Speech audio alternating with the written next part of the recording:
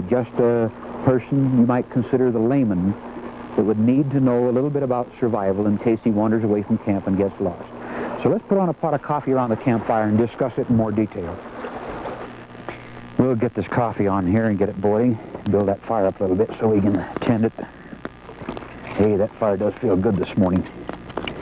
You know, as a layman, it might be awfully wise to read up a little bit and into greater detail in this survival situation than we're able to discuss with you here on our 5 programs. And to help you with that, I have a few pieces of literature that you might want to look into. This one, called How to Stay Alive in the Woods by Bradford Angier, gets into some pretty stiff survival information. This is usually available from most pocketbook stands in your bookstores. This one, called The Book of Survival by Anthony Greenbank. Though it contains a great deal of good survival information, it also has a great deal of good, just general campcraft ideas from Anthony Greenbank, again available from most of your bookstores. Something rather special, printed by the people in Beaverton, Oregon, called Food in the Wilderness. A very good little book describing those plants that are normally found in mountainous areas that can be used and eaten as an emergency or survival food. This has very good information in it, in that the plants are very well illustrated and detailed in ink drawings, as well as the information on the pages being easily read and legible and understood by the layman. A companion piece to that, Common Poisonous Plants of Utah and the Intermountain West, available from most of your university bookstores. And though it does create a study of plant identification and poisonous plants in the state of Utah, most of these are also found throughout the other mountain states. A book written by the Royal Canadian Air Force called Down But Not Out. And here we're getting into some real hardcore survival information, that real down-to-earth, living off the land kind of survival that we're talking about. You, the layman or the lost person, was out there trying to live off the mountain for a few days. Down But Not Out, available from most university bookstores and commercial bookstores. This is one of my real favorites. Has a very bright red cover and easily spotted and identified, entitled Surviving the Unexpected Wilderness Emergency, written by Gene Fear. Now, the name Fear has nothing to do with the fear of the outdoors that many people have. This was the man's name. And one of the reasons I like this particular book, it goes deep into the psychological problems of survival. And that's one we're going to talk about rather extensively, because we feel it's most important to you that you overcome any psychological problems in order to maintain any form or semblance of self-control in a panic or survival situation. This one, Surviving the Unexpected Wilderness Emergency. Here's one written by one of Utah's favorite sons, Outdoor Survival Skills by Larry Dean Olson.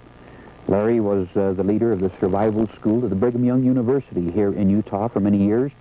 And this book, probably the real down-to-earth manual on survival, is listed by survival experts all across the country as about the finest you can get your hands on.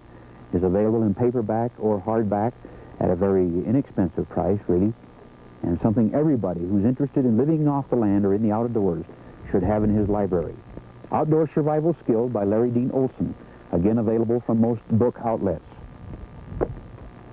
Here's one that is available to you from a very good friend of mine, Mr. Dale Dundas, the Hunter Safety Coordinator in Arizona. He's stationed in the Phoenix area. And this book, Desert Survival, their new printing, is available to you on written notice only by writing to Mr. Dale Dundas, Hunter Safety Coordinator, Arizona Game and Fish Department, Phoenix, Arizona. Dale said he will send you this book free of charge if you'll just drop him a line. Those of you who are interested in living off the land in the desert area or the low elevations will find this one most helpful, because it was written for and by desert survival people. And finally, a very practical little series of books It was written by the life support technology people in Robertson, Oregon. We showed you one of their books earlier. They now have published a series of booklets on outdoor survival that are all packaged in small plastic envelopes individually or available in a complete packet of 5 for about $1 each. I like these because not only is the information inside very good, solid, basic, down-to-earth, living off the land survival information, but it's reduced in size to such a practical extent that it could be carried in a survival kit. And that makes it a good, practical, in-field reference manual, because not all of us are plant identification experts, and we need something in the field that we can carry with us. Speaking of carrying things in a survival kit, we're going to be talking about many subjects, including that, the survival kit. Our subject matter will cover things from, say, the survival kit itself. We'll be showing you this in great detail, how to build a survival kit this size, showing you this compared to other commercial kits. And we'll offer to you right now some information on that particular kit. If you will write either this station, the station you're watching, or to the Utah State Division of Wildlife Resources. The address is 1596, 1596 West North Temple Street, Salt Lake City, Utah, 84116. We'll send you a list of survival items, 40 items to be carried in the kit. This kit is designed to hold all 40 of those items. We'll send you a pattern with all the measurements to build the kit, and we'll include with it a ground-to-air emergency signal card that can be carried either in the wallet or in your survival kit. One of the programs we're going to be devoting the entire program to will be on fire building. Fire building is one of the more essential needs for survival. In fact, if you had nothing else that you could do but build a fire, you'd probably survive. So fire building will be the subject of one of our programs.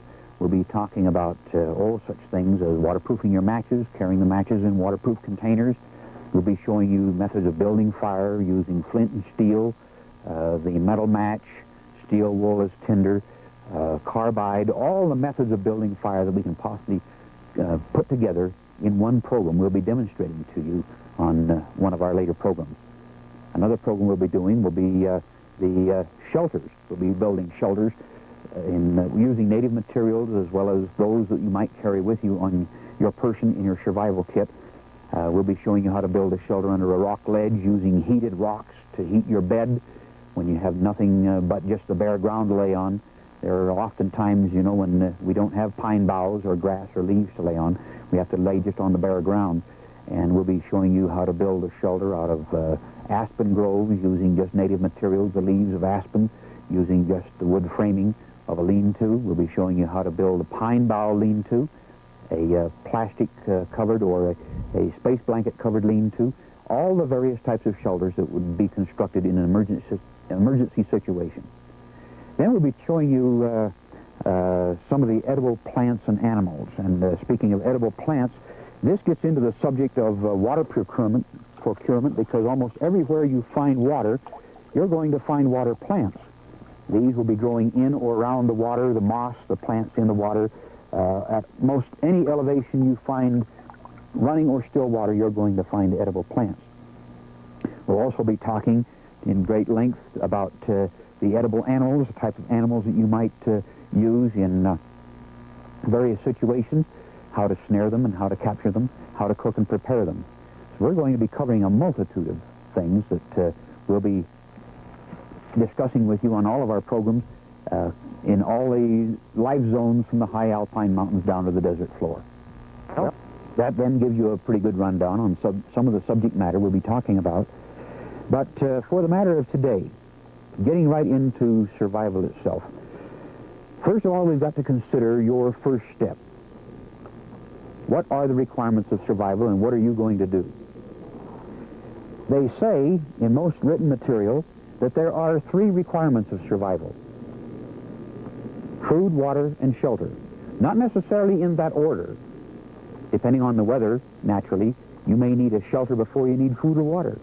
Or if you're near water, that would be the least of your worries, and the other things might be of greater consideration. So those three requirements of survival, food, water, and shelter, though they are good information, we feel there is one requirement of survival that is seldom mentioned. We feel the first requirement of survival is to admit you're lost. Most people, when they get out in the mountains, they look around, they all of a sudden realize they're disoriented, they're confused. They say, oh, wait a minute, I'm just confused. I'll recognize something here in a few minutes. I'll be all right. I'll be all right. And you keep telling yourself, I'll be all right, trying to reassure yourself long enough that you've used up that time it takes for you to panic, to fall into shock, deep, severe shock. Panic and shock will cost you your life much faster than the lack of a shelter, the lack of food, or the lack of water under most survival situations. If you become confused, admit you're lost. Being confused and being lost are the same darn thing. Admit you're lost. Then decide immediately you are going to be here for the next 7 days. Now, I know that's somewhat of a shock, because most people think, 7 days? Holy smoke, mister, that's a whole week. And that's why we tell you 7 days. That's a span of time you recognize as a whole week. If I were to tell you that you had about a 95% chance of being found within 1 day, what would you do for yourself? It's just human nature to be a little bit lazy. And if you thought somebody else was going to do the hard work for you and come in and find you and get you out of there, it's just human nature. You won't do much for yourself. If I were to tell you you had a 97.5% chance of being found within 3 days, what would you do for yourself? Little or nothing more, really. Because you know you can go 3 days without food. You'll be hungry, sure, but 3 days, gee, that's not very long. You can go 3 days without water. You're going to be a little dehydrated, even in the worst of conditions, but 3 days you could make it. And you can go 3 days by just sitting up around your campfire at night without a shelter, catching a little doze or a snooze in the daytime in the warm sun to catch up on your sleep. You could go 3 days without much sleep or without a shelter. But when I tell you to plan on being here for 7 days, all of a sudden that span of a week makes a big difference. You know you can't go 7 days without good food or water. You've got to have food in the stomach to keep the old furnace going. You've got to have fuel to keep the furnace burning, to ward off hypothermia, to keep the body warm, keep the metabolism going. You've got to have water within 7 days to keep from dehydrating so bad that in itself could cause you serious problems. And 7 days without sleep, without a shelter, no, we've got to get off our dead butts now and start doing something for yourself. And that then is the importance of recognizing you're going to be here for 7 days. So you'll get off your butt, you're going to get out there and look for a source of water, look for a source of food, animal activity, edible vegetation, start building yourself a good shelter in an area that's sheltered with trees and natural brush against the wind and the elements, and you're going to start thinking and doing things for yourself. You know, so most of us living in the sheltered civilization that we do find that when we go outdoors and we feel the sudden chill of the wind or the wet and the soaking of the rain and the awful frost-biting cold of the snow, we feel that nature's out to kill us. Where if we would learn to live with nature, using nature's whatever is available here in the outdoors, natural materials of all kinds, to better our lot, we find then the only real secret of survival is improvising. Using your hands and your brain to improvise and do those things that are necessary to make life a little better for you for the next few hours. To build a shelter, and each day improve on that shelter until you've got the finest shelter that the native materials will provide. Then you'll be comfortable. Learn to improvise. So, admit you're lost. And once you admit you're lost, and you're going to be here for those 7 days, well, now you've got another problem. Your next requirement, of course, will be building a fire. You know, if you did nothing more than build a fire, you'd probably survive okay. I can see my fire's going good here. My coffee's a-boiling. You know, this fire, as I mentioned, if you did nothing more than build one, you'd survive. That fire is either a partial or a complete answer, really, to your psychological problems. Because once you admit you're lost, if you'll sit down and build a fire, even though you don't need the heat of a fire on a hot summer day, you need the environment of a fire. Let me ask you a question, and let's reason with this just a little bit. Have you ever sat around a campfire and felt desperately alone? Think about that a minute. I haven't. In my work with the Division of Wildlife, I spend a lot of time in the outdoors, most of which I'm camping all alone. And I have never sat around a campfire and felt desperate or desperately alone. You can call it the magic of a campfire. I don't care what you call it. But you've got to admit there is something warming, soothing, relaxing, comforting, kind of homey about a campfire. Maybe the magic word of all those would be relaxing. Because in the situation of a survival problem, you need, right at this moment, to relax, to maintain that mental stability that will allow you to think clearly. Sit down and build a fire. You might be able to think your way out of this situation. You know, you stop and think a little bit. When you left camp this morning, which way was the sun shining? As you walked out of camp, was the sun shining on your face, on the left side, on the right side, on the back of your neck? And that will give you some indication as to which direction you were traveling when you left camp. Now, did you change directions? How many ridges did you cross? Did you go down through a wash or a gully? Try to remember back the terrain you covered and the direction you traveled. You might be able to figure your way out of this thing. But again, don't panic. Reason. You know, a compass has 360 degrees in a complete circle. There are 360 different directions you can go from the spot you're in right now. But only one of those directions is going to take you back to camp. Now, figure the odds a little bit. You've got 359 chances to 1 of going wrong. See what I mean about don't panic? You better make sure before you try to move out and walk back. Now, if you decide you can't figure your way back to camp, that you're confused, that you're not really sure, and you've decided to stay here now for those 7 days, while you're sitting around your campfire, relaxed, and you're in a good, stable state of mind to think and reason and plan what you're going to do with yourself for the next few days, why don't you take inventory of what you've got in your pockets? And let's see, most of us carry a lot of things that would be commonly useful. Chapstick, something for the lips. This has many uses. The oils and greases and tars in chapstick or even lipstick, a lot of the ladies will be carrying lipstick, can be rubbed into the corner of a handkerchief or into the corner of your shirt tail, torn free of the shirt, and made into a bait for snaring. So that's useful. Probably one of the most important tools of survival would be your pocket knife. You carry a knife? Like I say, it's one of the most important tools you can have. Not only for cutting limbs and twigs and boughs and things that you'll be needing to build shelters, but with a blade open, tied to a long stick, you've made yourself a long spear to gig small animals, frogs, whatever, fish, in order to get something to eat. So the pocket knife is the most useful tool. And along with the pocket knife, do you carry in your pocket one of the new metal matches that we're going to be demonstrating to you as a means of building fire?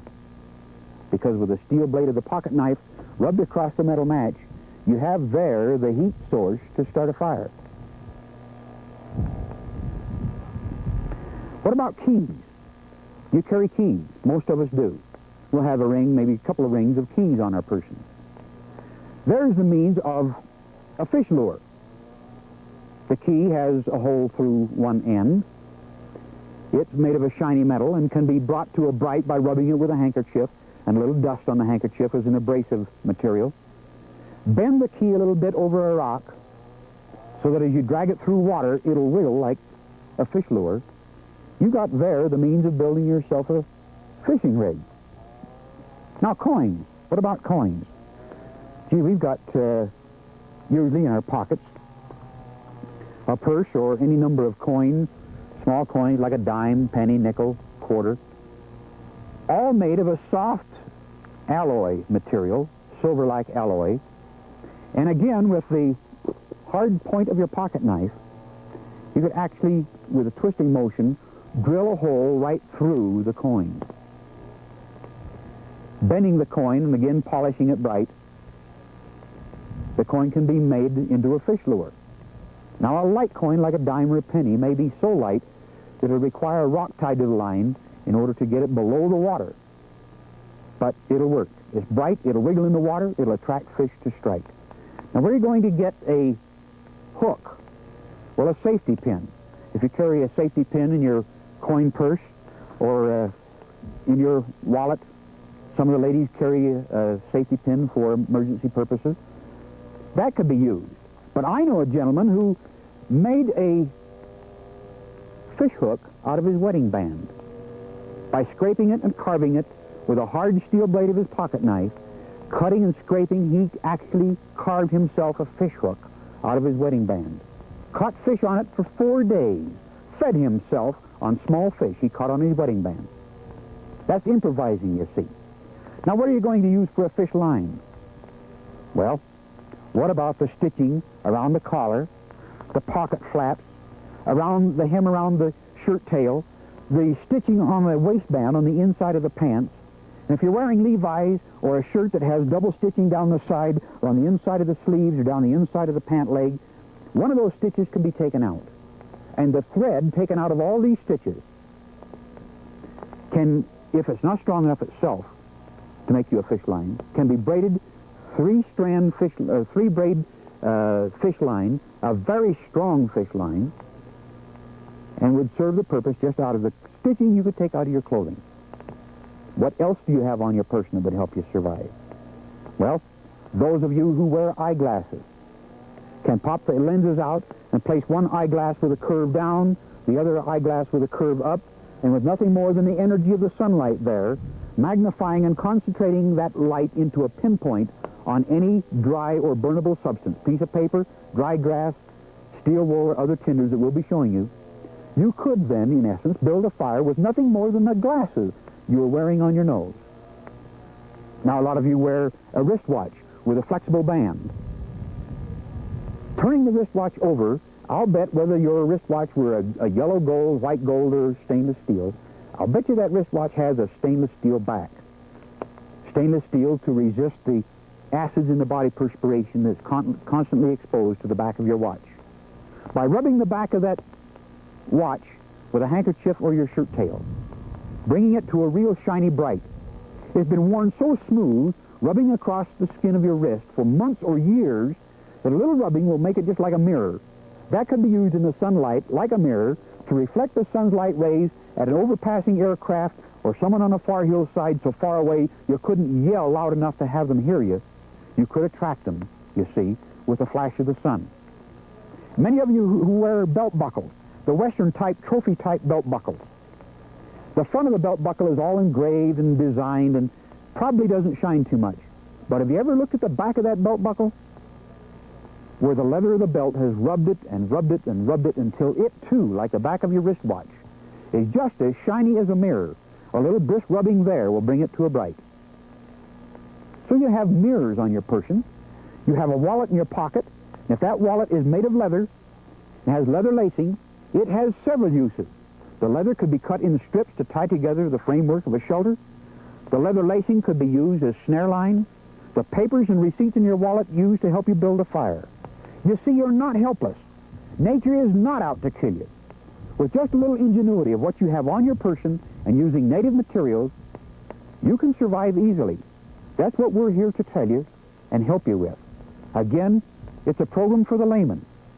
We don't expect to make you an experienced survivalist. Thank you very much, and we'll see you again in our next program.